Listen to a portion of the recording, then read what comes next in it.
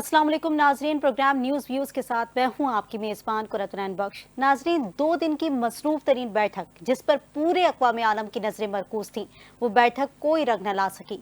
पाकिस्तान की सिफारती कोशिशों के बायस ईरानी और अमरीकी वफ्द पाकिस्तान में मुज़ाकरात के लिए तो पहुंचे, लेकिन तकरीबन 24 घंटे जारी रहने वाले मुज़ाकरात बगैर किसी नतीजे के अख्तिताम पसीर हो गए। पूरी दुनिया बशमूल पाकिस्तान इस आर्जी जंगबंदी को मुस्तकिल जंगबंदी में तब्दील करने के लिए पुरुमीद थे, लेकिन अफसोस ऐसा ना हो सका। इस्लामाबाद एक बार फिर आलमी सिफारतकारी का मरकज तो बना, लेकिन दोनों फरीकैन किसी शराइत पर एक दूसरे के लिए आमादा ना हो सके। मुज़ाकरात के इख्तिताम पर दोनों ममालिक के वफूद वापस रवाना हो गए, जिन्हें नूर खान एयरबेस पर field marshal general Asim Munir और वजीर खारजा इसाक डार ने अलविदा किया। अगरचा फौरी तौर पर कोई नतीजा हासिल नहीं हो सका, लेकिन माहिरीन के मुताबिक इस तरह के मुज़ाकरात मुस्तकबिल में किसी मुमकिन पेशरफ की बुनियाद बन सकते हैं। अमरीकी नायब सदर JD वेंस ने इस्लामाबाद रवानगी से कबल मीडिया से गुफ्तगू में कहा कि अभी तक हतमी मुआहदे पर नहीं पहुंचे, किसी डील के बगैर वापस अमरीका जा रहे हैं। नाज़रीन, ईरान ने हमारी शराइत कबूल करने से इनकार कर दिया, ऐसा कहना था JD वेंस का। जबकि प्रेस ब्रीफिंग में JD वेंस ने यह भी कहा कि हमने मुतादिद अहम मामलात पर तबादला ख्याल किया है। सोशल मीडिया पर जारी पैगाम में ईरानी पार्लियामेंट के स्पीकर मोहम्मद बाकिर कालीबाफ ने कहा है कि अमरीका ने ईरान के उसूली मौक़िफ़ को समझ लिया है। अब वक्त आ गया है कि वो फैसला करे, आया वो ईरान का एतमाद हासिल कर सकता है या नहीं। समाजी राब्ते की वेबसाइट एक्स पर बयान में कालीबाफ ने कहा कि ईरानी वफ्द ने मुज़ाकरात में मुस्तकबिल को मद्देनजर रखते हुए तजावीज़ पेश की हैं, तहम मुखालिफ फरीक इस मरहले पर एतमाद हासिल करने में नाकाम रहा है। पाकिस्तान ने दोनों फरीकैन का शुक्रिया अदा करते हुए कहा कि मुज़ाकराती अमल में शरीक अमरीका और ईरान के वफूद का शुक्रिया अदा करते हैं। इस्लामाबाद में वज़ीर खारजा इसाक डार ने प्रेस ब्रीफिंग करते हुए कहा कि दोनों ममालिक ने वज़ीर आज़म की दरख्वास्त पर मुस्बत रद्द-ए-अमल दिया। नायब सदर JD वेंस की क़यादत में अमरीकी वफ्द पाकिस्तान आया। स्पीकर बाकिर कालीबाफ की क़यादत में ईरानी वफ्द ने मुज़ाकरात में शिरकत की। वज़ीर खारजा इसाक डार ने कहा, उम्मीद है फरीक मुज़ाकरात जारी रखेंगे। जबकि अब से कुछ देर कबल अमरीकी सदर डोनाल्ड ट्रंप ने आपना हुर्मुज़ की नाकाबंदी का ऐलान कर दिया है। अमरीकी सदर ने सोशल मीडिया ट्रुथ सोशल पर जारी पैगाम में कहा कि अमरीकी नेवी फौरी तौर पर आपना हुर्मुज़ की नाकाबंदी करे, जो भी हमारे जहाज़ों पर फायरिंग करेगा उसे तबाह करेंगे। सोशल मीडिया पर बयान में अमरीकी सदर ने कहा कि हम आपना हुर्मुज़ पर बारूदी सुरंगों को तबाह करना शुरू करेंगे और दूसरे ममालिक भी इसमें शामिल होंगे। नाज़रीन, ये थी पूरी सूरत हाल जो कि मुज़ाकरात की थी। अब मुज़ाकरात नहीं हो सके या बेनतीजा खत्म हो गए, ये तमाम तर मराहिल कब तक चलेंगे ये भी देखना होगा। हमारे साथ प्रोग्राम के अंदर पैनल मौजूद है। सीनियर सहाफ़ी हैं तज़ियाकार मसूद रज़ा साहब, जबकि मेजर रिटायर्ड नदीम शेख साहब दिफाई तज़ियाकार हैं, उन्होंने भी हमें ज्वाइन किया है। काशिफ रफ़ीक साहब भी हमारे साथ मौजूद हैं जो कि सीनियर सहाफ़ी हैं। काशिफ साहब, आपसे जानना चाहूंगी, इस वक्त जो ओवरऑल मुज़ाकरात की सूरत हाल थी आपने भी देखी, तमाम लोगों की नज़रें, पूरे अक़वाम आलम की नज़रें इस वक्त मरकूज़ थी कि मुज़ाकरात जो है वो कहीं ना कहीं कोई ना कोई नतीजा ज़रूर देंगे और कामयाब होते हुए भी दिखाई देंगे। लोग उम्मीद लगाए बैठे थे, हमारे पाकिस्तान के अंदर ही तमाम तर जो स्ट्रैटेजी चल रही थी वो भी यही थी कि कहीं ना कहीं पाकिस्तान भी कामयाब हो जाएगा मुज़ाकरात कराने में। लेकिन JD वेंस की प्रेस ब्रीफिंग हमने सुनी, उन्होंने कहा कि कुछ शराइत जो है वो पूरी हुई हैं और कुछ शराइत पर अब तक जो है वो हमारी बातचीत नहीं हो सके, डेडलॉक बरकरार है। आप क्या समझते हैं कि क्यों मुज़ाकरात नहीं हो सके? बहुत शुक्रिया कुरतला। देखिए, बुनियादी तौर पे 4 दहाइयों से ज्यादा एक कॉन्फ्लिक्ट था और उस कॉन्फ्लिक्ट में अग्रेशन 40 दिन पहले आई, जिस वक्त बाज़ाब्ता तौर पे अमेरिका और इसराइल ने ईरान के ऊपर अटैक करना शुरू किया और ईरानियन मेन स्ट्रीम लीडरशिप जो है उसको असैसिनेट कर दिया गया। उसके बावजूद अगर ईरान लड़ रहा है, लड़ता रहा है और अपने मिसाइल से जो है वो अमेरिकन और उसके इत्तेहादी ममालिकों से निशाना बनाया है। उसके बाद एक स्टेज ऐसी आई है कि पाकिस्तान की प्राइम मिनिस्टर की रिक्वेस्ट के ऊपर, पाकिस्तान के इंटरवीन करने के ऊपर 2 हफ्ते का सीज फायर हुआ, जिसको ईरानियन लीडरशिप ने भी एक्सेप्ट किया और प्रेसिडेंट ट्रंप ने भी एक्सेप्ट किया, जिसके बाद बाज़ाब्ता तौर पर पाकिस्तान में मुज़ाकरात हुए। सो मैं समझता हूँ पाकिस्तान इस हद तक तो जो है वो कामयाब हुआ कि 4 दहाइयों से जायद एक कॉन्फ्लिक्ट था, उसको उन 2 पार्टीज को एक टेबल पे बिठा दिया, उनसे गुफ्तगू शुरू हो गई। अब मेन ईरानी लीडरशिप जो है असैसिनेट होने के बावजूद अगर ईरानियों ने इतना बड़ा जिगरा करके, ज़र्फ करके वो टेबल पे बैठे हैं, तो मैं समझता हूँ कि दोनों ममालिक को अप्रिशिएट करना चाहिए और पाकिस्तान की एफर्ट को भी अप्रिशिएट करना चाहिए। अब मुज़ाकरात का मामला यह है कि मुज़ाकरात में बहुत ज्यादा मुतालबात सामने आते हैं, बहुत सारी चीजें आती हैं। 15 नुकात एक मुल्क के थे, 10 नुकात एक मुल्क के थे। तो मुज़ाकरात इसी तरह हुआ करते हैं कि जब एग्रेशन होती है, लड़ाई होती है, तो बड़ा टास्क रखा जाता है और मिनिमम के ऊपर ना चीजों को, कॉन्फ्लिक्ट को रिजॉल्व करने की कोशिश की जाती है। पूरी दुनिया इस मामले में थी कि किसी तरीके से ये मामला हो। लेकिन इस सारे कॉन्फ्लिक्ट में जो आबनाए हुर्मुज़ है वो बेसिकली एनर्जी की शहरक है, और उसके ऊपर सबके जो से सब लोग उसके ऊपर कंसिस्ट हो गए कि किसी तरीके से इस वक्त स्मूथ फंक्शनिंग हो। अब अगर अमेरिका की बात करें, ट्रंप की बात करें, और उनके इत्तेहादी जो ममालिक है, सऊदी अरेबिया है, कतर है, यूएई है, कुवैत है, बहरीन है, जिन ममालिक के ऑयल शिप्स वहां से गुजरते हैं, ऑयल कंपनीज प्रेशर में है, ट्रंप प्रेशर में है, जबकि ईरानियंस का ये कहना है कि वो यहाँ से टोल जो है वो लाजमी लेंगे, क्योंकि नहर स्वेज में भी लिया जा रहा है, पनामा नहर में भी लिया जा रहा है, तो उनका इस्तेहकाक है। दूसरी बात यह है कि 100% यूरेनियम की अफजोदगी जो है वो खत्म नहीं कर सकते, और अगर खत्म करा तो फिर ये सारा कॉन्फ्लिक्ट आया क्यों। तीसरा जो मैं समझता हूँ नुकता जिसके ऊपर भी कंसेंसस नहीं हो सका, वो सबसे इंपॉर्टेंट था, और वो था कि आप जो इकोनॉमिक सैंक्शंस हैं उनको इमीडिएटली लिफ्ट करें, और जो उनका नुकसान डैमेज हुआ है उसको फुलफिल किया जाए।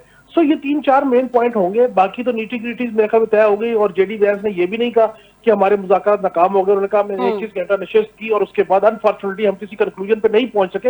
इतने बड़े कॉन्फ्लिक्ट, इतनी बड़ी 4 दहाइयों पे मुहित एक कॉन्फ्लिक्ट है, इसराइल बीच में है, लिबनान का काशिफ इशू साहब, लेकिन सवाल यहाँ यही पैदा होता है, जेडी वेंस ने कहा कि हम किसी नताइज पर नहीं पहुंच सके हैं, और ये हमारे लिए भी बुरी बात है, लेकिन हमसे ज्यादा ईरान के लिए बुरी बात है। उनकी इस स्टेटमेंट को कैसे देख रहे हैं, क्योंकि इसमें काफी हिडन जो है वो चीजें हैं जो कि वो वाज़ेह तौर पर कहना नहीं चाह रहे। देखें, आपने बिल्कुल ठीक कहा, लेकिन जेडी वैंस ने गुफ्तगू में एक जुमला और भी बोला, और उन्होंने कहा कि हमने अपनी तरफ से बेस्ट ऑफर जो है वो ईरानियन रजीम को दे दी है। अब ये बात ईरान के ऊपर है कि वो उसको एक्सेप्ट करते हैं या नहीं करते। साइमल्टेनियसली ईरानियन जो वफ्द है उन्होंने कहा कि हमने अपने पॉइंट्स जो है वो अमेरिकन को दे दिए, अब बाल अमेरिका के कोर्ट में कि वो एक्सेप्ट करते हैं या नहीं करते। सो मैं ये समझता हूं कि इस सारे सिस्टम में गो के बड़ी कोशिश थी उनकी कि एक मुआहिदा हो, और दोनों अतराफ से ये नहीं कहा गया कि हम अमन का मुआहिदा करना नहीं चाहते, हम इस के मामले को तस्फिया करना नहीं चाहते। सबने कहा कि करना चाहते हैं, लेकिन और मैं जाती तौर पर समझता हूं कि with the passage of time aggression नहीं होगा। With the passage of time गुफ्तगू जब होती है तो end of the day second world war हो या फर्स्ट वर्ल्ड वॉर हो, उसके बाद भी बैठ के टेबल पे ही नेगोशिएशन हुई है, चीजें हुई हैं। तो मैं ये समझता हूं कि मैं पूरी उम्मीद हूं कि जो एक मुलाकात हुई, एक टेम्परेचर दोनों तरफ से डाई डाउन किया है। काशिफ साहब, लेकिन यहाँ पर जो हमने मुज़ाकरात देखे हैं या जो हमने तमाम तर जो शराइत देखी हैं वो यही हैं जो पहले शराइत थी। डोनाल्ड ट्रंप की जानिब से यही था कि यूरेनियम अफजूदगी खत्म हो जाए, एटमी प्रोग्राम्स खत्म हो जाए, हथियार नहीं बनाए जाए। इन पे जो है वो ईरान मुत्तफिक नहीं हुआ था पहले भी, और अब भी इस मेज के ऊपर मुत्तफिक नहीं हुआ। वो देखिए, बुनियादी तौर पे हर मुल्क को अपने दिफा का हक मौजूद है। ट्रस्ट डेफिसिट का इशू है। ईरान कहता है कि अगर वो अपना यूरेनियम की अफसोर्दगी, अपनी मिसाइल्स टेक्नोलॉजी जो है वो सारी की सारी चीजें उसको खत्म कर देता है, तो कल ईरान को अटैक करना आसान हो जाएगा। अब मसला ये कि ईरानियन रजीम, ईरानियन कौम ये समझती है कि अमेरिका और इसराइल की गुफ्तगू पे यकीन नहीं किया जा सकता। अब अल्टीमेटली इस सारे मामले को लेके कोई ना कोई गारंटर्स बीच में आएंगे, कोई ना कोई मामला बीच में आएगा, जिसके बाद वो गारंटीज इंश्योर करेंगी कि जो दोनों तरफ से कमिटमेंट की जा रही है वो मेक श्योर हो कि उसकी कोई वायलेशन ना करे। सो मैं ये समझता हूं कि एक चीज देखिए, एक अमेरिका और ईरान आज तक टेबल पे बैठे नहीं थे, इंटरेक्ट टॉक्स चीजें चल रही थी, आज वो बैठे हैं, हाईएस्ट लेवल बैठे हैं। प्रेसिडेंट ट्रंप जो है ऑन टेलीफोन उसमें साथ लम्हा ब लम्हा चीजें साथ उनको नोट करवाई जा रही थी। खुद उसका जेडी वैंस ने बताया, इसी तरह ईरानियन रजीम जो है अपनी लीडरशिप के साथ राब्ते में थी। सो मैं समझता हूं कि दोनों अतराफ से न्यूट्रिग्रिटीज तय हुई हैं, चीजें हुई हैं। अब जो मेन 3 कॉन्फ्लिक्ट पॉइंट हैं जिसके ऊपर मामला वो हल तलब है, उसको लेके दोनों वफूद अपने अपने ममालिक में वापस गए हैं। वहां की लीडरशिप से मिलेंगे, यूरोपीय यूनियन के ममालिक से मिलेंगे, बाकी इंटरनेशनल रजीम से मिलेंगे। मुझे बड़ी उम्मीद है कि कहीं ना कहीं अमन का झंडा जो है लहराएगा, पाकिस्तान की कोशिश और काविश जो है वो अप्रिशिएट होगी। बिल्कुल काशिफ साहब, ऐसा ही है, आपके साथ पूरी दुनिया को भी यही उम्मीद है कि कहीं ना कहीं मुज़ाकरात जो वो किसी हतमी मराहिल में पहुंचे। नदीम साहब, आपकी तरफ आऊंगी। जिस तरीके से काशिफ साहब बात कर रहे थे और उन्होंने कहा कि कहीं ना कोई लचक जरूर होगी और हम ये देखेंगे भी, आप क्या समझते हैं जो आज ये तमाम तर मराहिल हुए हैं, जो 24 घंटे से हमने देखा कि जायद हो गए और इसमें मुज़ाकरात का अमल ही जारी रहा और उसके बाद किसी नतीजे पे नहीं पहुंच पाए हैं। कुछ शराइत वो कहते हैं कि हमारी जो है वो आपस में तय हो गई हैं, लेकिन कुछ शराइत पर अभी भी डेडलॉक बरकरार है। आप क्या समझते हैं, क्या ऐसे रीजंस हैं?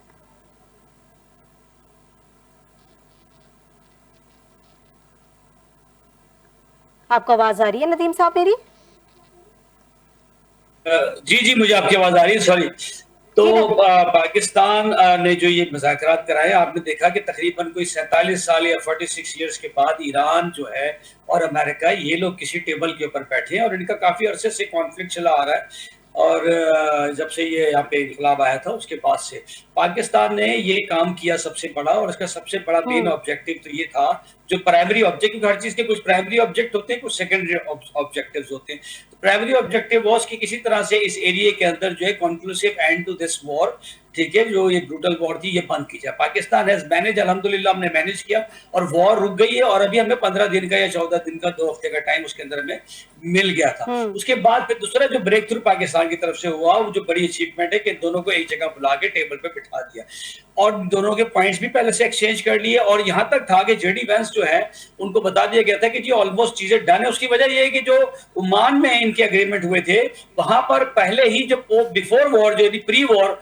जो सेटलमेंट था, वो ऑलमोस्ट हो चुका था। लेकिन उस वक्त इसराइल ने इनको कन्विंस किया अमेरिका को कि भाई जब आपने एग्रीमेंट करना ही है तो बेहतर है कि एक दफा जनाब आप एनिहिलेशन कर दें, डिस्ट्रक्शन कर दें, उसके बाद कर लें। तो अमेरिका ने कहा अच्छा भी रुक जाते हैं, और उसके बाद अमेरिका ने हमला किया और सारा इंफ्रास्ट्रक्चर तबाह किया, लीडरशिप तबाह की, जस्ट फॉर नथिंग। हालांकि उस वक्त भी ये एग्रीमेंट हो चुका था और ओमान के शाह ने ये ऐलान भी किया था आपको। अभी दूसरी बात क्या, जब ये अटैक हो गया तो अब पोस्ट वॉर कुछ एडिशनल चीजें आ गई, जिसमें हरमुज आ गया कि जी हरमुज बंद कर दिया था, उनको पता चला कि ये भी एक पॉइंट है। इसी तरह से जनाब ये न्यूक्लियर एनरिचमेंट का जो पॉइंट है, क्योंकि वो उसको ढूंढ नहीं सके और ना ही उसको वो हासिल कर सके, तो इस तरह से ये कुछ पॉइंट्स जो है एडिशनल आ गए। और आपने देखा कि लेबनान के अंदर जो इजराइल ने अटैक किया, अब उनके ऊपर बात होना आ गई। तो अभी 80% पहले से मामला तय थे। यहाँ पर पाकिस्तान में जो 20% मामला थे वो तय होने थे।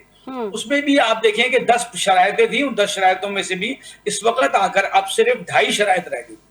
और ये एक बड़ी अचीवमेंट है। और जेडी वेंस ये बोल करके है कि बल हमारा जो है बेशतर नुकात के ऊपर जो है वो एग्रीमेंट तकरीबन हो गया है, और हम सिर्फ चंद पॉइंट हैं जो थोड़े से उसके ऊपर हमारी बातचीत बाकी है, और वो हम बातचीत करते रहेंगे। यानी अभी ये जो आप कह लें कि निगोशिएशंस हैं या टॉक्स हैं, डायलॉग्स हैं, ये अभी कंटिन्यू हैं, ये अभी बंद नहीं हुए हैं। इंशाल्लाह ये कंटिन्यू रहेंगे। अभी हमारे पास टाइम है। ये जो सीज फायर है, इसमें मैं समझता हूं कि थोड़ा सा ये हुआ है कि अभी जो दूसरा जो 2 पॉइंट है उनमें ये कि जी आप जो है ये हॉर्मस पर टोल टैक्स ना लगाएं।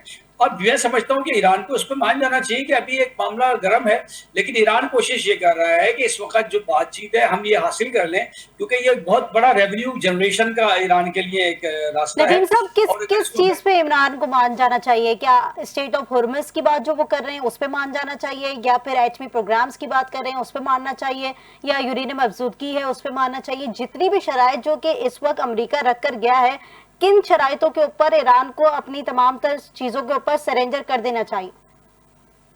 कि ये तो ईरान बेहतर समझता है, जाहिर है उनके पास लीडरशिप है। मेरी तो अपनी जाती एक राय है, वो मैं आपको बता सकता हूँ, मेरा अपना तजर्बा है। देखिए इस वक्त सिर्फ 2 शराइत हैं जिन पर मामला जो है इस वक्त रुका था, और आप कह लें 2.5 2.5 मैं आपको बता देता हूँ। एक तो ये था कि जी हरमुज के ऊपर ये टोल टैक्स नहीं लगाएंगे, हरमुज जो है वो ओपन कर देंगे जिस तरह से पहले थी बिफोर दी वॉर। और उनकी बात उसमें वजह है कि क्योंकि वॉर से पहले की कंडीशन पे जाना चाहते हैं, नंबर 1। नंबर 2, उनका पॉइंट ऑफ व्यू की जो एनरिचमेंट ये कर रहे थे कि ये जो है तो फिजाइल मटेरियल किसी थर्ड कंट्री भी दे दें, आईएई के उसी तरह से मॉनिटरिंग अगर ये रखते हैं तो उसी तरह मॉनिटरिंग होगी, और ये इसको मजीद जो एनरिच नहीं करेंगे, 60% से ऊपर लेकर नहीं जाएंगे। जबकि ईरान की इंसिस्ट कर रहा है कि नहीं, वो उसको मजीद जो है वो आगे लेके जाना चाहता है, एनरिचमेंट के लेवल को 80% तक लेके जाना चाहता है। तो नंबर जो 0.5 है वो बैलिस्टिक मिसाइल का है कि ईरान को उन्होंने कहा था कि जी आप बैलिस्टिक मिसाइल प्रोग्राम खत्म कर दें। उन्होंने कहा कि जनाब ये हमारी रेड लाइन है, ये नहीं कर सकते, हम मीडियम रेंज बैलिस्टिक मिसाइल बनाएंगे। तो उस पर बहरहाल अमेरिका उसको तकरीबन ऑलमोस्ट एग्री है, तो इसलिए उसको 0.5 पे हम रख सकते हैं। अब ये जो 2 पॉइंट हैं इन पे हमने ईरान से ये बात की कि देखो अभी मामला गर्म है, इस वक्त झगड़ा हुआ है, अभी जेडी वेंस भी आ गया है। अभी इस मामले को आप टोल टैक्स पहले भी नहीं लेते थे, 40 दिन पहले से ही, 40 दिन के बाद ही इसी दौरान हुआ है ना। तो अगर आप इसको फर्दर टाइम बिंग पेंड कर दें, बाद में लगा दें, ताकि अभी इनका जो आर्माडा आपकी चारों तरफ से घेरा हुआ है और ये जो आए हुए हैं, उसको ट्रंप का दौर भी काफी वोलेटाइल और सेंसिटिव है, इस दौर को गुजार लें, आगे फिर लगा दीजिएगा। हरमुज कहीं जा तो नहीं रही, नंबर 1। नंबर दूसरा पॉइंट भी हमने कहा कि जनाब पहले भी तो आपका ये जो मटेरियल था ये अंडर जो है वो IAEA के उसमें था, आप इसको उसी तरह से फिलहाल रखें अभी, और कोशिश करें ठीक है न्यूट्रल साइड को भी नहीं देते तो अपने पास रखें, और इस पर इंसिस्ट करें कि ठीक है अभी हम यहीं पे रखते हैं। बाद में आगे लाइफ पड़ेगी, इतने अरसे पहले भी आपने टाइम गुजार दिया। पाकिस्तान ने तो 97 में इसको डेटोनेट भी कर दिया और बनाया हुआ तो हमने कोई 77 से। एनीवे, तो ये हमने उनको कन्विंस करने की कोशिश की, लेकिन थोड़ा सा मैं समझता हूँ अब मसला क्या हो गया, मसला ये हो गया कि जो बर्डन ऑफ सिन है या बर्डन ऑफ फॉल्ट है वो थोड़ा सा, यानी बॉल अभी ईरान के कोर्ट में आ गई है। अमेरिका अब जो ये सारी चीजें कर रहा था वो प्रेशराइज था, इंटरनल प्रेशर से ज्यादा परेशान था। उसको एक्सटर्नल प्रेशर का इतना नहीं जितना इंटरनल प्रेशर है, क्योंकि वो कहता है भाई हुर्मुज से अगर किसी को तकलीफ होती है तो खुद आके खुलवा ले, मेरा कोई ऑयल नहीं आता। एनीवे, उसको प्रॉब्लम थी इंटरनल प्रेशर। आपने देखा कि 80 लाख 90 लाख वो तो नदीम साहब अब भी यही कह रहे हैं, वो तो यही कह रहे हैं कि अब हुर्मुज जो है वो दीगर ममालिक खुलवाएंगे, मुझे खुलवाने की जरूरत नहीं पड़ेगी। अभी उन्होंने बयान में यही कहा। उन्हें ये एडवांटेज मिल गया, देखें वो कई स्टेप आगे आ गए, उन्हें ये एडवांटेज मिल गया कि अब इंटरनल लोगों को बताने के लिए उनके पास है कि देखें मैंने तो जेडी वेंस तक को भेज दिया, दुनिया का दूसरा बड़ा आदमी है, वहां से तो स्पीकर आ रहे थे और मैंने जेडी वेंस को भेज दिया कि जाओ जी अब साइन करके आ जाओ, और मामला तय भी हो गए थे। आपने देखिए, तो अब ये उनके पास एक जवाब बन गया इंटरनल प्रेशर को रोकने का। दूसरी बात ये कि they are still the super power, उनके पास बहुत ज्यादा फायर पावर मौजूद है। अभी वो अगर इसको ब्लॉक करने की बात कर रहे हैं कि हम ये इसको हरमुज को ब्लॉक कर देंगे और जो भी इसको टोल टैक्स देगा ईरान को, हम उस जहाज को टारगेट करेंगे, हम उसको नहीं जाने देंगे यहाँ से। ठीक है नदीम साहब, आपका पॉइंट आ गया। हमें ज्वाइन किया सीनियर सहाफी मसूद रजा साहब ने। मसूद साहब, आपसे भी यही सवाल करना चाहूंगी, 24 घंटे से जायद का वक्त गुजरा, मुज़ाकरात की मेज सजी, तमाम लोगों की नजरें इस मुज़ाकरात पर थीं, लेकिन कोई नतीजा नहीं निकल सका। क्या समझते हैं, क्या वजूहात हैं? बहुत शुक्रिया, आपने मुझे मौका दिया। देखिए, गुजारिश ये कि वजूहात बहुत ऑब्वियस हैं। ईरान ने पहले दिन से बातचीत से कभी इनकार नहीं किया। ईरान ने कहा कि हमें कॉम्प्रिहेंसिव सोल्यूशन चाहिए, हमें फॉर द टाइम बीइंग कोई हल नहीं चाहिए, हमें कोई पॉज नहीं चाहिए। ईरान 45 साल से पाबंदियों में जकड़ा हुआ है, मईशत का बुरा हाल है, वो तेल सस्ते दामों में बेचते हैं, उसके बदले में टेक्नोलॉजी लेते हैं, उसके बदले में अनाज लेते हैं, उसके बदले में डेवलपमेंट लेते हैं, और वो सब चोरी छुपे होता है। आलमी कवानीन यानी कि जो अमरीकी पाबंदियां हैं, आलमी कवानीन तो नहीं कहूंगा, अमरीकी पाबंदियों से बचा के होता है। वो रशिया के साथ करते हैं, वो चीन के साथ करते हैं, चंद एक ममालिक के साथ वो अपनी तिजारत बड़े मुबहम अंदाज से करते हैं। तो अब उनकी करेंसी बिल्कुल नीचे जा चुकी है। फिर आपने उन पर हमला कर दिया, और हमला भी ऐसे वक्त में किया कि जब पहले आपका एक मुआहिदा मौजूद था, बाराक ओबामा ने मुआहिदा किया था, डोनाल्ड ट्रंप ने आके उस मुआहिदे को कैंसिल किया। कैंसिल करने के बाद दोबारा मुज़ाकरात की बात की। एक बार मुज़ाकरात हो रहे थे, आपने हमला कर दिया, फिर दूसरी मरतबा मुज़ाकरात हो रहे थे, आपने हमला कर दिया। पहली मरतबा हुआ कि ईरान ने खुलकर जवाब दिया। जो पिछली 12 रोजा जंग थी, वो उसमें बहुत कोई भरपूर जवाब नहीं था, वो एक सिंबॉलिक था या दूसरों की फायर पावर को जज करने के लिए था। लेकिन इस दफा ईरान ने भरपूर हमला किया, क्योंकि आपने आयतुल्लाह अली खामनेई को शहीद कर दिया, आपने उनकी पूरी क़यादत को शहीद कर दिया, और फिर आपने कहा कि जी रिजीम चेंज। उससे पहले आपने रिजीम चेंज की कोशिश की, आवाम के दरमियान जो है आपने निफाक फैलाने की कोशिश की। तो अब ईरान के पास डू और डाई का मामला है। ईरान ने इस जंग को अपनी बका की जंग करार दिया। जब बका की जंग लड़ी जाती है तो फिर आर या पार होता है, इसमें दरमियानी रास्ता कोई नहीं होता। अब ईरान के पास जो कुछ भी था और जो कुछ भी है वो सब उसने इस्तेमाल करने का फैसला किया है। इस वक्त उसका एक्सिस ऑफ रेजिस्टेंस बहुत मजबूत है। वो हूतीस की शक्ल में, वो हिजबुल्लाह की शक्ल में, वो शाम में और इराक में मलेशिया की शक्ल में, और वो आपका फलस्तीन के अंदर जो रहमत हो रही है। तो ये उसका एक्सिस ऑफ रेजिस्टेंस, जिसको आपने बड़ा कमजोर करने की कोशिश की, वो अब भी इंटैक्ट है।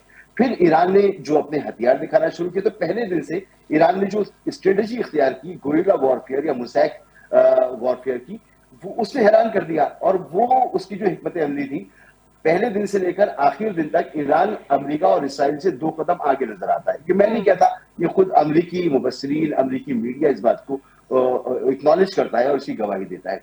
तो ऐसी सूरत में जहां मैदानी जंग में ईरान को एक एज हासिल है, जहां आबनाए हुर्मस का टूल उसके पास मौजूद है और इंटरनेशनल कवानीन के मुताबिक आबनाए हुर्मस उसके अपने पानियों में आती है, तो वो उसको अब आजादी होनी चाहिए कि वो ठीक। लेकिन मसूद साहब, यह सवाल ये पैदा होता है कि ट्रम्प की बॉडी लैंग्वेज तो कहीं से भी चेंज होती हुई दिखाई नहीं दे रही ना। ट्रम्प की शरायतें जो मद्देनजर रखी जा रही हैं, जो सामने लाई जा रही हैं, वो सीधी और स्ट्रेट वही शरायतें हैं जो पहले थी। लेकिन फर्क सिर्फ इतना है कि वहां जो शरायतें की जा रही थी वो जंग की सूरत हाल में की जा रही थी, और अब मेज पर बैठकर उन्हीं शराइत को आगे कंटिन्यू किया गया है। अब ऐसे में हम ईरानी वजारत खारजा की बात करें तो उन्होंने खुद ये स्टेटमेंट दी है कि गैर कानूनी और हद से ज्यादा शराइत से गुरेज किया जाए, तो इसका क्या मतलब है?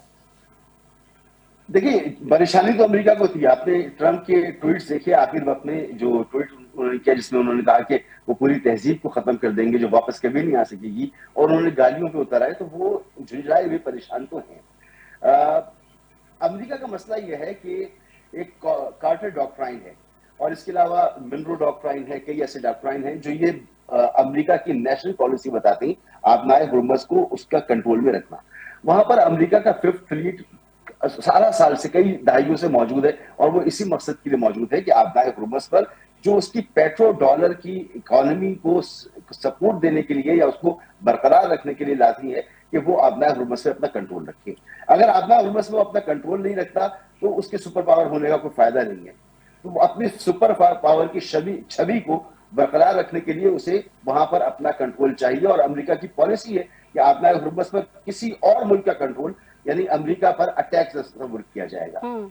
तो और अगर ईरान आबनाए हुर्मुज़ को छोड़ देता है, अगर आबनाए हुर्मुज़ ईरान के पास नहीं होती है, तो इसका मतलब है कि ईरान के पास जो इस वक्त एक टेक्टिकल एज मौजूद है या स्ट्रेटेजिक एज मौजूद है, वो एज उसके पास नहीं रहता। तो दोनों के लिए डू एंड डाई का मसला है। फिर दूसरा मसला जो इस मुज़ाकरात में आगे अटका, वो ईरान का पहले दिन से मानना था कि जब हमें कंप्रिहेंसिव हल चाहिए, अमन चाहिए, तो उसमें जितने इलाकाई तनाज़ात हैं उनका खात्मा होना चाहिए। लेकिन आपने तय करने के बाद जब मुज़ाकरात शुरू हुए तो आपने लबनान को और फलस्तीन को एक्सक्लूड कर दिया मुज़ाकरात से।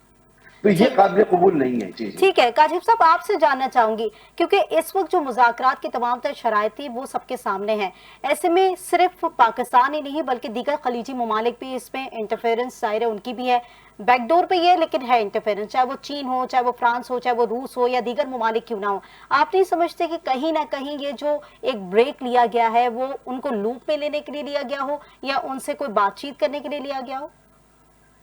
नहीं, देखिए, बुनियादी तौर पे जिस वक्त मुज़ाकरात शुरू हो रहे थे तो उस वक्त भी वो तमाम ममालिक जो हैं वो पाकिस्तान के साथ राब्ते में थे, ईरान के साथ राब्ते में थे, और जो अमेरिका के इत्तेहादी हैं वो अमेरिका के साथ राब्ते में थे। ये तो नहीं कि राब्ते में नहीं थे। देखिए, इस सारे मामले को समझने के लिए सिर्फ एक पहलू पे गौर करना जरूरी है कि आबनाए हुर्मुज़ जो है, जिसको मैं एनर्जी की शहर करार देता हूँ, असल इशू ये है कि आबनाए हुर्मुज़ से जो ऑयल लेके जहाज गुजरते हैं वो यूरोप को भी ऑयल सप्लाई कर रहे हैं, और एक्सपोर्टर जो है वो Saudi Arabia, UAE, Qatar, Bahrain, Kuwait, ये एक्सपोर्टर है ऑयल के, ये ऑयल के इंपोर्टर नहीं है। और जो इंपोर्ट कर रहे हैं वो सारा यूरोप है, इंडिया है, पाकिस्तान है, बांग्लादेश है। तो इन सब को रूट जो है वो आबनाए हुर्मुज़ है। अब मामला ये है कि अमेरिका का प्रॉब्लम ये है कि अमेरिकन ऑयल कंपनीज, इंश्योरेंस की कंपनीज और उनके जो इत्तेहादी जो ऑयल एक्सपोर्टर है, उन सबका अमेरिका के ऊपर प्रेशर है कि उनकी ट्रेड रुक गई है, जबकि इंपोर्टर्स जो है यूरोप के सारे कंट्रीज बशमूल बरतानिया, उनका ये प्रेशर है कि आप अगर ये मामला हल नहीं करेंगे तो हमारे पास जो ऑयल रिजर्व है हम कितना अरसा चलाएंगे, हमारी इंडस्ट्री और हमारी इकोनॉमी बैठना शुरू हो जाएगी। सो इंपोर्ट और एक्सपोर्ट के जो दो पहलू हैं इसको मद्देनजर रखिए। इसी वजह से तमाम तर कोशिश और काविश के बावजूद अमेरिका के कोई भी नेटो मुल्क जो है वो इस मामले में इनके अमेरिका के साथ नहीं खड़ा, जिसकी वजह से जिसका इजहार खुद ट्रंप ने भी किया। नंबर 2, जापान को अप्रोच किया गया अमेरिका की जानिब से। जापान को जब अप्रोच किया गया तो ईरान ने कहा कि जापान जो है वो अपने बहरी जहाज यहाँ से ऑयल के गुजार सकता है, हमारा उनके साथ प्रॉब्लम नहीं है। ईरान का प्रॉब्लम अमेरिका और उनके इत्तेहादी जिधर अमेरिकन बेसिस है उनके साथ है। अब सिंपल सी लॉजिक है कि अगर आप लेबनान और इसराइल का सीज फायर करवा देते हैं परमानेंटली, आप या तो ये तय कर ले कि नहर स्विस जो है उधर से टॉल कोई नहीं लेगा, पनामा नहर से टॉल कोई नहीं लेगा, कनाडा नहीं लेगा, तो ईरान का जवाब भी है कि वो भी नहीं लेगा। अब इश्यू ये है कि इस सारी जंग में मैं समझता हूं कि दुनिया या न्यू वर्ल्ड ऑर्डर जो है वो इन प्लेस होने जा रहा है कि आबनाए हुर्मुज़ और तो अपने डोनाल्ड ट्रंप को क्या इन तमाम चीजों से भी समझ नहीं आ रही है कि कहीं ना कहीं लचक दिखानी बहुत जरूरी है, इंपॉर्टेंट है ये चीज? मैं आपको बताऊं कि अगर डोनाल्ड ट्रंप ने लचक ना दिखाई होती तो वो मुज़ाकरात की मेज पे जेडी वैंस को नहीं भेजते, नंबर 1। नंबर 2, आप ये समझिए कि ये मामला जिस वक्त मुज़ाकरात शुरू हो रहे थे तो शायद मैं उन चंद लोगों में था कि मैं ये समझता था और मैंने इसका बरमला इजहार भी किया कि इमीडिएटली अमन का मुआहिदा नहीं होगा। अभी चीजें चलेंगी, अंडरस्टैंडिंग होगी, मामला चलेंगे। अब देखिए जो डोनाल्ड ट्रंप ने कहा कि और बनाए हुर्मुज का को वो बंद करेंगे अपने शिप से जाके, उसकी वजह क्या है कि यूरोप के जिन ममालिक को ऑयल जा रहा है, जब उनके शिप्स को अमेरिकन शिप्स गुजरने नहीं देंगे तो अपनाए हुर्मुज से तब तो शिप पहुंचेगा तो गुजरेगा ना जी। जब लेकिन अपनाए काशिफ साहब हुर्मुज स्टेटमेंट्स तो अभी भी वैसे की वैसे हैं कि ईरान अपनी तबाही का खुद जिम्मेदार होगा, ईरान को सिर्फ पैसा और हथियार चाहिए, जो अभी हमने स्टेटमेंट्स देखे और बहुत सारी चीजें जो कि डोनाल्ड ट्रंप पहले भी बात कर चुके हैं, अब भी स्टिल वैसी ही बॉडी लैंग्वेज है, वैसी ही स्टेटमेंट्स है जो कि अभी भी हमें दिखाई दे रही हैं। आप नहीं समझते थोड़े पेशेंस की जरूरत है, थोड़े से मामलात को आगे टैकल करने की जरूरत है? मैं ये समझता हूँ कुरैन कि ये जो दो बातें आपने की हैं, यही वो दो नुकात हैं जिसकी वजह से अमन का मुआहदा दस्तखत नहीं हो सका। और वो ये है कि ईरान चाहता है कि उनका जो $100 अरब से जाहिद जो पैसा फ्रीज किया गया था उसको डीफ्रीज किया जाए। अब वो डीफ्रीज होने की सूरत में अमेरिका, सऊदी अरेबिया समेत जिन जिन ममालिक में उनका एसेट पड़ा हुआ है वो सारा वापस करना पड़ेगा। नंबर 1, मुआशी सैंक्शन जो है वो लिफ्ट करवाने की बात करता है ईरान।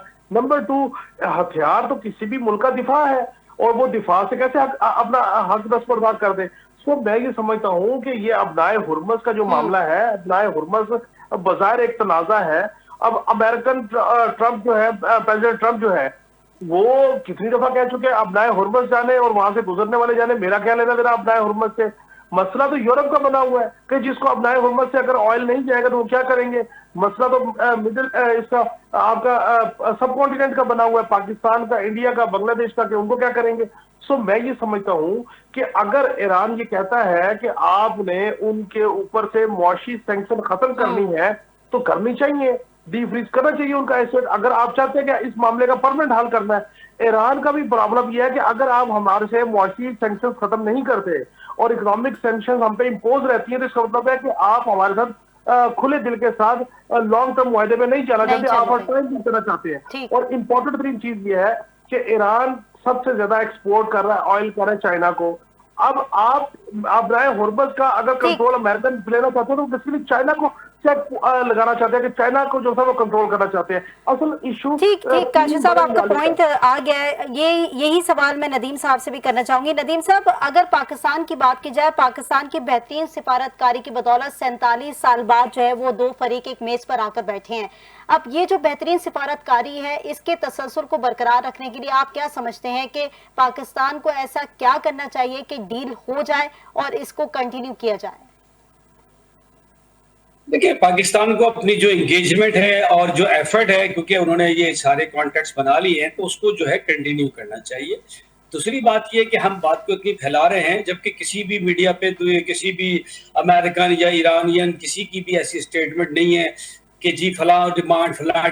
सिर्फ 2 डिमांड्स के ऊपर बात हुई है। बड़ा क्लियरली जेडी वैंस ने कहा है कि 2 से 3 डिमांड, गालिब साहब ने कहा है 2 से 3 डिमांड। तो ये हमें उधर पहुंचना चाहिए कि 2 से 3 डिमांड क्या है। ये जो आप बात कर रहे हैं एसेट फ्रीज की और ये बात कर रहे हैं कि जी हॉर्मुज़ पे अमेरिका कंट्रोल चाहता है। अमेरिका ने, मसूद भाई ने को मैं बताऊं कि अमेरिका का ना पहले कंट्रोल अमेरिका ने रखा है ना अमेरिका चाहता है इस पे कंट्रोल करना। अमेरिका ये कहता है कि ईरान इसके ऊपर टोल टैक्स ना ले, ये अभी पॉइंट है। ठीक है, अमेरिका का ना पहले कंट्रोल था, ये ओपन चलती थी इंटरनेशनल वाटर्स की तरह, लेकिन ईरान ने अभी इस पर कहा कि जी अब जंग हो गई है तो ठीक है अब हम ये करेंगे। अब ये पोस्ट वॉर इनका एक नया मुतालबा सामने आ गया है। दूसरी बात इनका जो मुतालबा था वो है खाली न्यूक्लियर के ऊपर कि भाई न्यूक्लियर बॉम्ब ये हमें एश्योरेंस दे दें कि ये नहीं बनाएंगे, न्यूक्लियर डेवलप नहीं करेंगे, 60% से ऊपर एनरिचमेंट नहीं करेंगे। ये दूसरा पॉइंट है। बाकी यहाँ तक लबनान और पता नहीं क्या क्या बातें कर रहे हैं, वो सारे मसाइल ऑलरेडी रिजॉल्व हो चुके हैं और वो हो जाएंगे, क्योंकि ये तो ईरान इसराइल, अभी आप लबनान का मसला हल करेंगे वो शाम के ऊपर अटैक कर देगा, वो उसको आप उस तरह से नहीं कर सकते। इसी तरह से वहां पे ईरान की वो क्लेम करते हैं प्रॉक्सीज है, ईरान का खत्म कर देगा रातों रात के हिजबुल्लाह, ऐसा नहीं है। देखिए अभी पाकिस्तान के पास बहुत अच्छा मौका है, पाकिस्तान इसी पे बात कर रहा है और पाकिस्तान ने यही कहा ईरानियन से कि भाई ये तो टोल टैक्स है, ये थोड़े दिया भी ना करो, बाद में लगा देना। इसी तरह से उन्होंने कहा कि जनाब आप 60% जो भी आपके पास है एनरिच यूरेनियम उसको अभी आप मेंटेन करें। और पहले भी तो IAEA कि उसमें था मॉनिटरिंग में, उसको दे दें, ठीक है मॉनिटर करेगा, हमने रखा हुआ। लेकिन अभी थोड़ा सा जो उनकी कोशिश ये है कि मैच को आखिरी बॉल तक ले जाए। अभी उनके पास गुंजाइश है 15 दिन की भी, आगे भी हो सकता है सीज फायर एक्सटेंड हो जाए, तो ईरान मैच को आखिरी बॉल तक ले जाना चाहता है, लेकिन जवाब अब सिर्फ जो बॉल कोर्ट में है वो ईरान के। अमेरिका को कोई मसला नहीं है, अमेरिका के पास मैंने बताया बहुत ज्यादा सुपर पावर है, और वहां के लोग, अगर आप बात करें कि इन्होंने बात की कि सर्वाइवल की जंग लड़ रहे हैं, मुझे बताइए कौन सर्वाइवल। जैसे ही ऐलान हुआ कि जनाब बातचीत शुरू हो रही है, पूरे ईरान की रोडों पर लोग निकल आए, बच्चे बच्चियां नारे खुशी के मारे, ठीक है, ऐसा ही है ना। तो वहां पे मसला ये बना हुआ है कि लोगों की जिंदगी अजीर्ण हो चुकी है। देखिए वहां इतनी महंगाई है कि जनाब आप देखें कि आप 1.5 लाख रुपए लेके जाते हैं खाली एक टाइम का खाना खाने के लिए, क्योंकि इन्फ्लेशन रेट बहुत ज्यादा हाई हो गया है, डी वैल्यू बहुत ज्यादा हो चुका है। अभी तक तो आपने संभाल लिया क्योंकि अमेरिका के मामले में आपने इसको रोक लिया, लेकिन आईआरजीसी, मैं अब ईरान की बात नहीं करता, मैं बड़ा कैटेगोरिकली वर्ड यूज कर रहा हूं, आईआरजीसी का तो अपने स्टैंड को लचकदार फ्लेक्सिबल बनाना होगा। यही पाकिस्तान ने बात की कि यार ये अभी फ्लेक्सिबिलिटी दिखाओ, बहुत ज्यादा ओवर ना हो, अभी एक बात हो गई तय कर लो, बाद में करते रहना, ये सब हो जाएगा। फ्लेक्सिबिलिटी की जो आपने बात की, लचक की तो बहुत जरूरत भी है, और ये लचक नहीं होगी तो जाहिर है मुज़ाकरात भी नहीं हो सकेंगे। अच्छा मसूद साहब, आपसे जानना चाहूंगी, क्योंकि ये आप भी समझते हैं कि अगर तनाज़े की बात करें तो तनाज़े के खात्मे के लिए अमेरिका को अपने नैरेटिव को चेंज करने की जरूरत नहीं है, क्योंकि हम वही नैरेटिव देख रहे हैं जो कि पहले से चलता हुआ आ रहा है। हमेशा अमेरिका फर्स्ट होना चाहिए, लेकिन आजकल हम देख रहे हैं कि इजराइल फर्स्ट है। ये क्यों है कि इजराइल को कॉर्नर क्यों नहीं किया जाता? हमेशा से इजराइल फर्स्ट है अमेरिका के लिए। अच्छा देखिए, आपके सवाल पर आने से पहले जरा सा क्लियर हो जाना चाहिए हमारे चैनल को।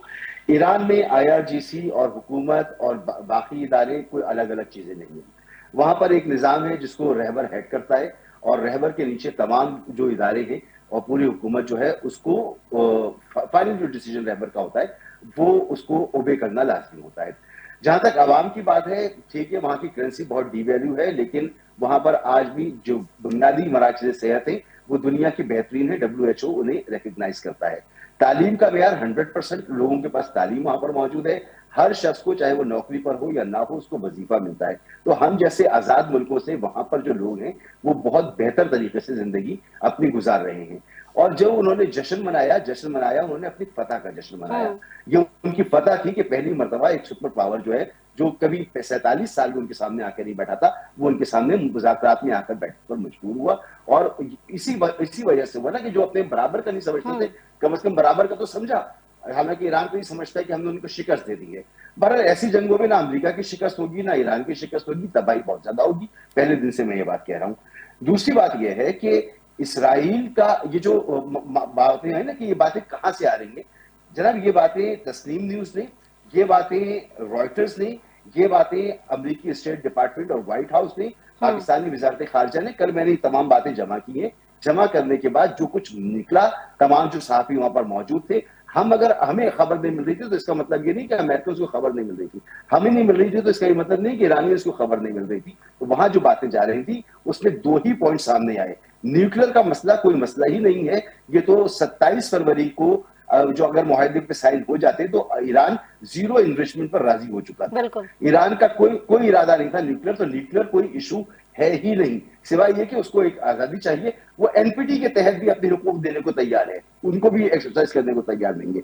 मसले ही दो हैं, एक आबनाए हुर्मस का मसला है और एक उसके एक्सिस ऑफ रेजिस्टेंस का मसला, यानी लबनान और फलस्तीन और दीगर इलाकों में जो लड़ाइयां हैं उनका मसला है। आप अगर आज जंग खत्म कर दें और अगर फलस्तीन में जुल्म सितम होता रहे तो कम्प्रीहेंसिव सोल्यूशन, कम्प्रीहेंसिव हल, क्योंकि ईरान का 47 साल से जो 1997 से के बाद से जो उनका मौकिफ है वो यही है कि वो फलस्तीन के मसले को बहुत प्रायोरिटी देते हैं, और इसलिए वो बर्बर अमेरिका और मरबर इसराइल के नारे लगाते हैं। और वही है जिन्होंने कुछ रैलियों का इनेकाद किया जो पूरी दुनिया में होती है। तो उनके माशरे के अंदर इसकी बहुत अहमियत मौजूद है। तो ये दो मसले जहां पर जो मेरी मालूमात है, जो मेरी रिसर्च है, यही दो मसले हैं जिन पर आके मामला अटका है। और ये वो मसले हैं जिस पर कि ना अमेरिका पीछे हटने को तैयार है और ना ही ईरान लचक दिखाने को तैयार है। दोनों ही इस पर लचक दिखाने को तैयार नहीं है।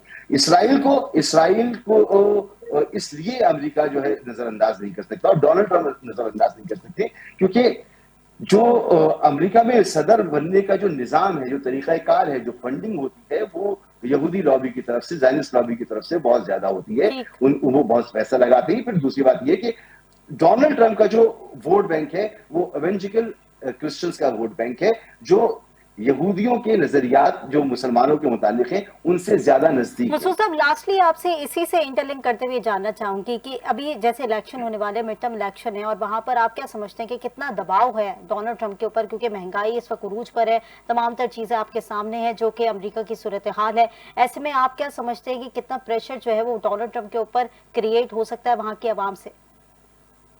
देखिए, वहां पर जो डोनाल्ड ट्रंप का वोट बैंक है, ओरिजिनल वोट बैंक, वो तो बहुत इंटैक्ट है। जो उनके मुखालफीन हैं वो बहुत शदीद किस्म की उन पर तनकीद कर रहे हैं। उनका वोट बैंक जो है वो मजहबी तबका ज्यादा है, जो इस जंग को एक मजहबी रंग देने की उन्होंने कोशिश भी की है।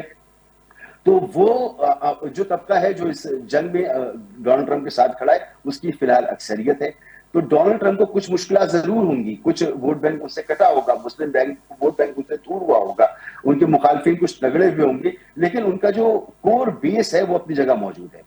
और यही सूरत हाल हम सुनते हैं इसराइल के बारे में। तो इसराइल में भी अगर आप अवामी सर्वे देखें तो नेतन्याहू की मकबूलियत में कोई खास कमी नहीं आई है वहां पर। जो मुखालफिन है उनके, क्योंकि हमें वो पसंद आती है उनकी आवाजें, इसलिए हम उनकी आवाजें सुनकर आगे पहुंचा देते हैं। लेकिन वहां पर भी ऐसा ही है और ईरान में भी यही सूरत हाल है। तो ये तीनों ममालिक जो है यहाँ पर जिंगोइज्म जो है ना वो अपनी इंतहा पर है, आवाम के अंदर भी और इंतजामिया और फौज के अंदर भी। लिहाजा ये लड़ाई करेंगे, लड़ रहे हैं। और डोनाल्ड ट्रंप पे बिल्कुल प्रेशर जरूर मौजूद है, लेकिन वो ऐसा नहीं है कि वो इस जंग को, अगर वो हार जाता है डोनाल्ड ट्रंप की तो कोशिश ये होगी ना कि वो इसको आगे लेकर चले और लोगों को बताता रहे कि अभी तो हम जंग लड़ रहे हैं, और जंग को आगे ले जाने की कुव्वत उसमें रखती है। आप देखिए, बजाय ये कि ईरान ने आबनाए हुर्मुज़ बंद की थी, अमेरिका आबनाए हुर्मुज़ अब बंद कर रहा है। यानी आप नकल कर रहे हैं एक ऐसे मुल्क की जिसको कि आप समझते थे कि वो गलत कर रहा है। तो अब अमेरिका की हिकमत अमली यही है कि अब इस जंग को हम लंबा करेंगे। आपने जो लंबा करना था कर लिया, अब हम दुनिया को तकलीफ देंगे। एक जिद्दी नेचर है, वो तमाम तर चीजें जो नहीं नहीं, जिद्दी नेचर नहीं, उनको अगर इससे बाहर निकलता है इस तनाजे से, तो वो दुनिया को मजबूर करें कि दुनिया आए और हमें फेस सेविंग दे। अदरवाइज अगर ईरान आपको तंग कर सकता है, आपकी जुगुलर वेन जो है तवानाई की, इस पर कब्जा कर सकता है, तो हम भी कर सकते हैं, हम भी दुनिया को तंग करेंगे। ठीक है, ठीक है मसूद साहब, आपका पॉइंट मेरे पास आ गया है। प्रोग्राम का वक्त बहुत शॉर्टली है, खत्म हो रहा है। मजीद भी मैं आपसे इससे जरूर इस पे आपकी बात को कंटिन्यू करवाती। नाज़रीन, अब यही है कि दोनों डेलीगेशन जो है वो अपने अपने मुल्कों को रवाना हो गई हैं। मुज़ाकरात का दौर कब तक चलता है ये देखना होगा। हमारे साथ हमारा पैनल मौजूद था, सीनियर सूद रजा साहब मौजूद थे, काशिफ रफीक साहब मौजूद थे, मेजर रिटायर्ड नदीम शेख साहब, दिफाई तज़क्कार हमारे साथ मौजूद है। अब तीनों मौजूद मेहमान का बहुत शुक्रिया। नाज़रीन, मुझे अपनी मेज़बान कुरत नैन बख्श को जीते इजाज़त, अल्लाह ने के पास।